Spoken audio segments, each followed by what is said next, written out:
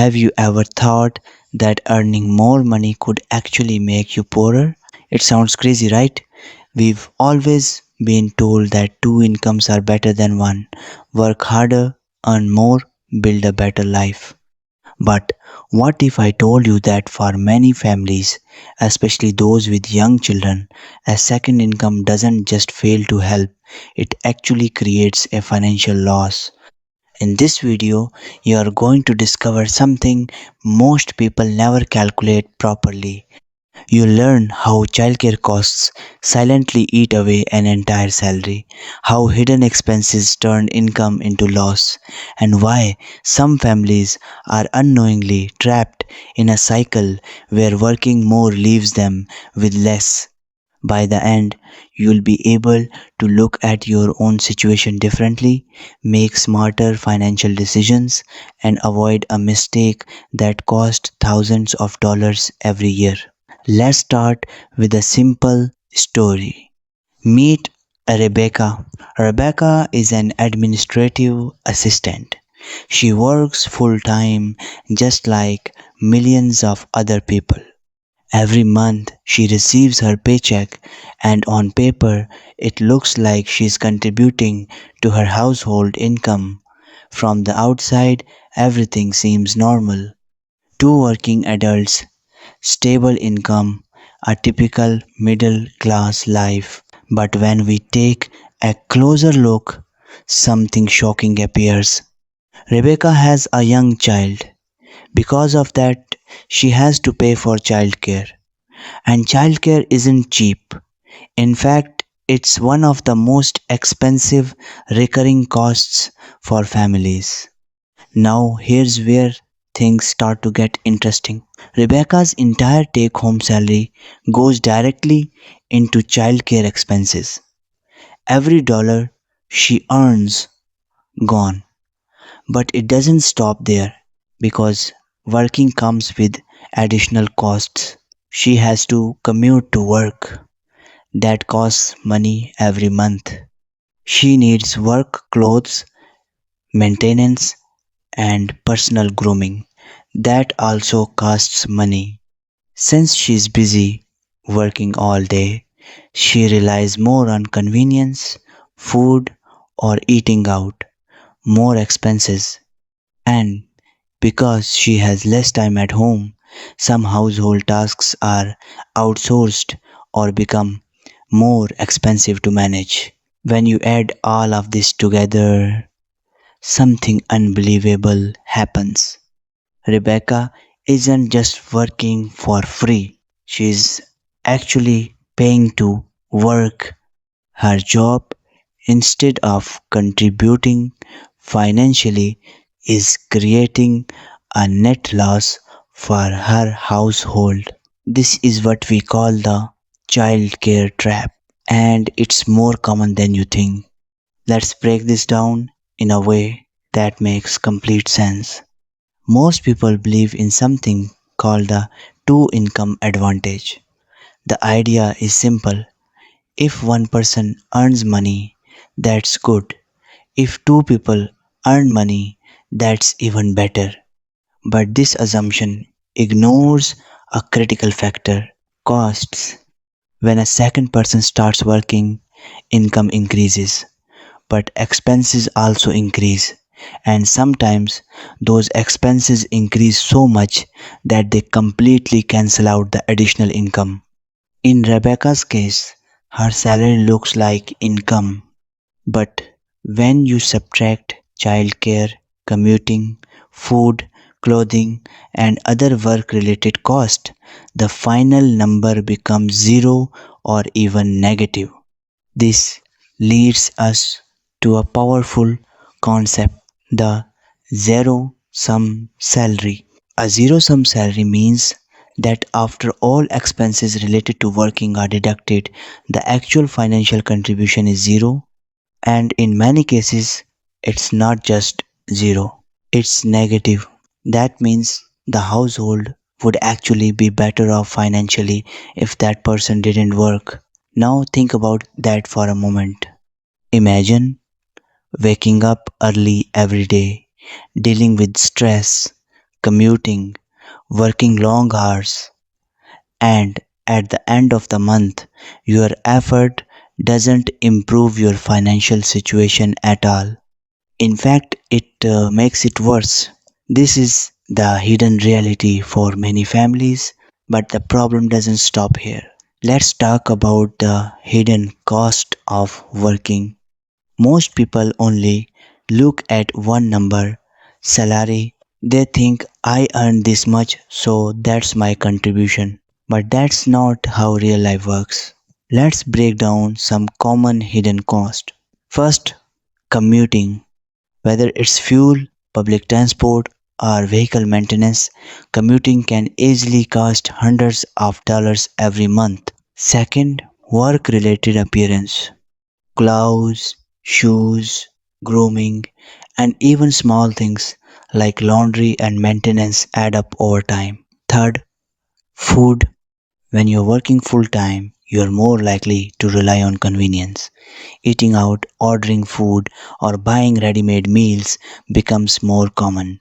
This increases your monthly expenses significantly. Fourth, time related cost. When you are busy working, you have less time for household tasks. This can lead to spending more on services or less efficient management of daily life. Now, here's the key point. Individually, these costs may not seem huge, but together they create a financial burden that most people never calculate properly.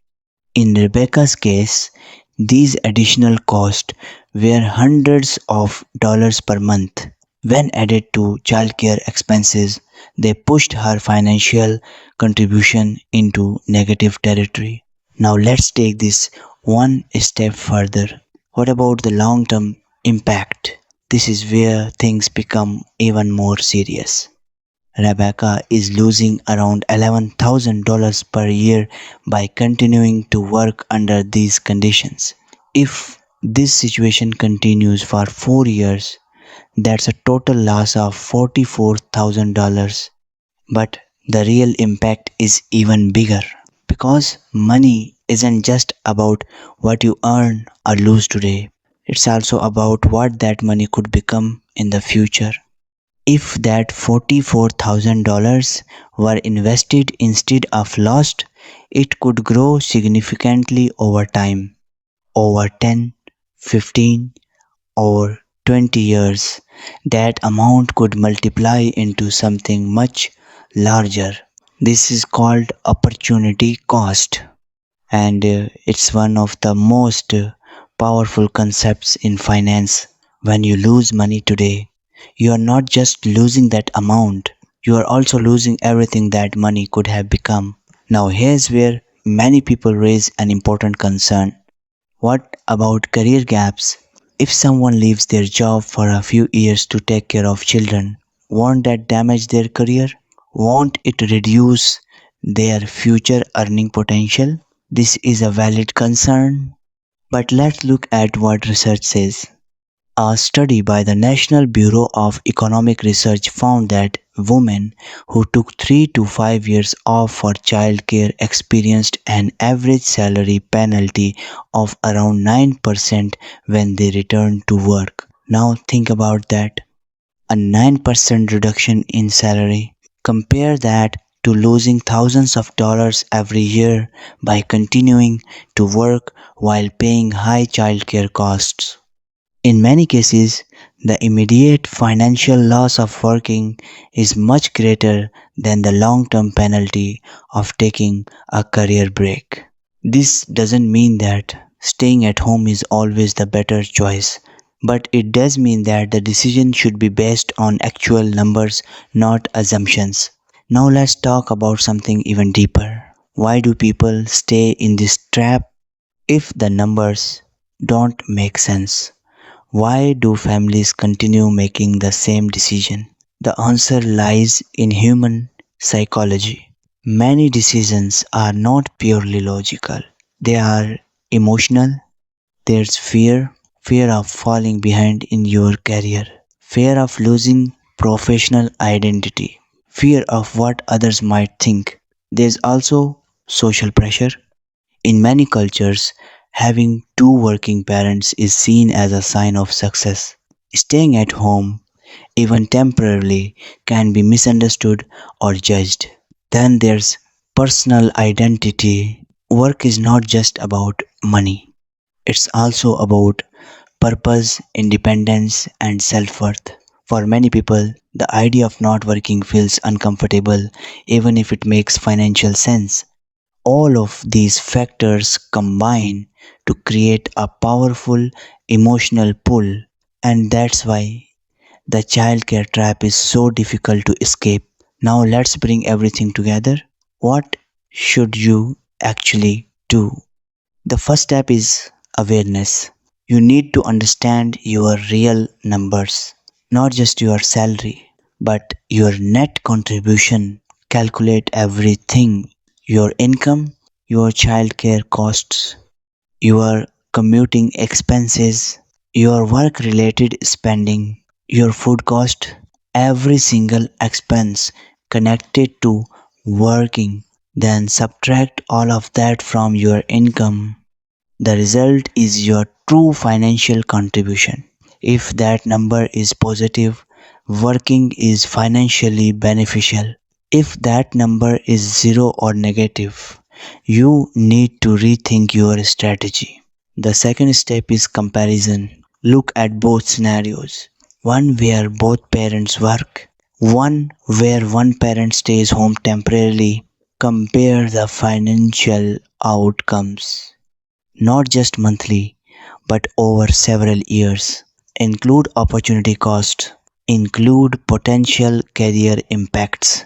Make a decision based on reality, not assumptions. The third step is optimization. If working is necessary or preferred, find ways to reduce costs. Look for more affordable childcare options. Consider flexible work arrangements. Remote work can eliminate commuting cost. Adjust spending habits. Reduce convenience expenses where possible. Even small changes can make a big difference over time. And finally, the most important step: make a conscious decision. Don't just follow what everyone else is doing. Don't assume that more income always means more wealth.